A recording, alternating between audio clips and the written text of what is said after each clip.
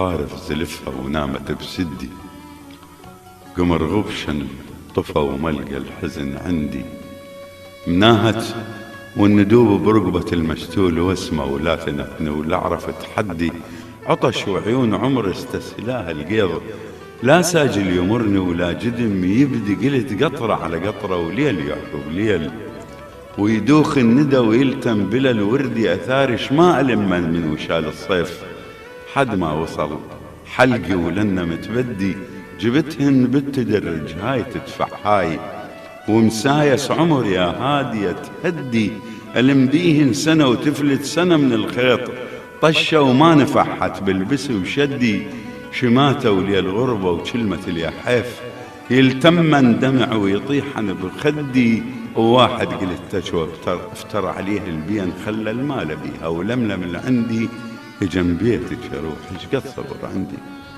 أبو خلدون، مرة أخرى نعود لنسألك عن ذكرياتك في ميتشيغان، ولاية ميتشيغان الأمريكية، مع الشاعر المرحوم جبار الشدود رحمه الله. يعني هذا الإنسان الله يرحمه فعلا مثال للخلق، وجسد قيم المدينة وقيم الصداقة وقيم الأخوة وقيم الضيافة في لقائي بي. هذا الإنسان أحد الأيام بكى هو ذكر الناصرية، وقمت أحكي له عن الناصرية وأحكي له هذه، وأروح هيجي وأجي هيجي وأشوف فلان وأشوف فلان، فاستذكر أمه، وكان يحب أمه حب كبير جدا. بكى، فقلت له هيجي يلا بينا شوكت تلطف بعطفك، يلا بينا شوكت تلطف بعطفك، يلا بينا وسر قبال منكر، يلا بينا يا بن شدود تشور، يلا بينا نرد لما الوفا للناصري. هو أخذ الورقة وهو يبكي كتب هيجي أيضا يلا بينا هم من نفس الشسمة. بعدين القفل ما أتذكر اللي أنا كاتبه يعني، القفل يقول لي الدرب مفتوح لك وانسد عليه، تقول لي قوم تشور يلا بينا الدرب مفتوح لك وانسد عليه. ايه خرب بيتي. فذكرياتي مع جبار كريم شهم، يعني مرات امر على مرة تنعى جلدي كزبر او تبكيني قوة علي. يعني عندي والدتي هي يعني مو والدتي، اختي الكبيرة هي شاعرة ايضا وملاية على الحسين، وامرأة كبيرة جدا الحجية.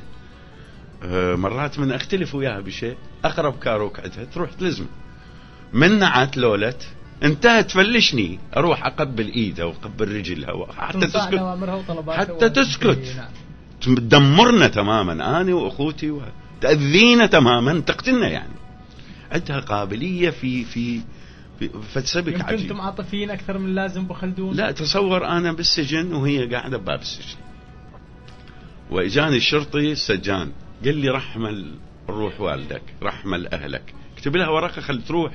قلت له ليش؟ قال دمرتنا. نعم. قلت له دمرتكم ايش سوت لكم؟ قال تنعى وانا دموعي تيل وهذه. قلت له شو تقول؟ قال تقول كانت النساء تاكل تعرف باب السجن ينتظرن هاي ابنها وهاي اخوها وهاي، فالنساء تعرف من الصبح لليل يضطرن ان ياكلن اكو مطعم قبالهم وهاي يجيبن اكل وياكلن، هي ما تاكل.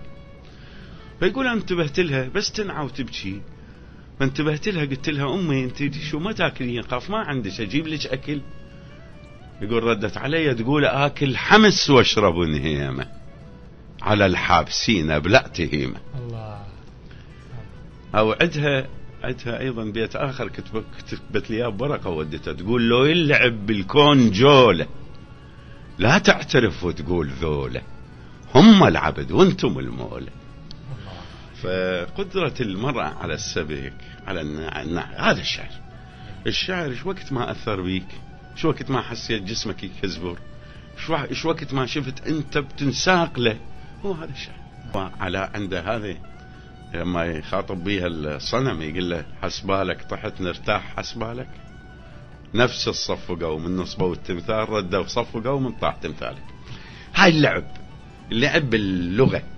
أو عندما أحد الشباب أيضا يقول هيك يقول نفيت واستوطن الأغراب في بلدي وحطموا كل أشياء حبيباتي، مو يقول مقطع كنت سمعه يفوت ويعدي، بس هسه من سمعه يمرد بكبدي. من شفت الأمريكا مخوصر ببغداد وعراق على الرصيف مقابله يجدي. الله، يعني هذا روعة الشعر، رائع. هذه الدهشة، هاي المفارقة بالشعر هي اللي تجسد الشعر وترسخ في أذهان الناس وفي عقولهم وفي وجدانهم وفي ضمائرهم. نعم.